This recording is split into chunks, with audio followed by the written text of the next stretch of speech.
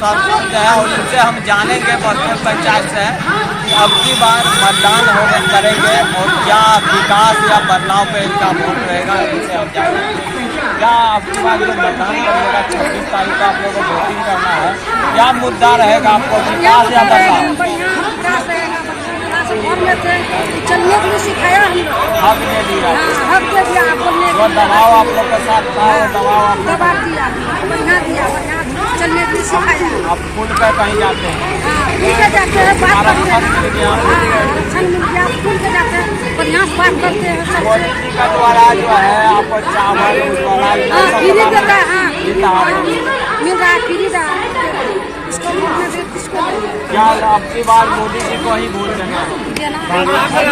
पार होगा एकदम पूरा पार, एकदम दिल से बोलिए, दिल से, हाँ दिल से, चार से पार। आपका नाम? रानी देवी बस्तौल से है और इनका जो कहना था जो आपको पूरा आपको जानकारी लिए और हमारे चैनल से इसी प्रकार आप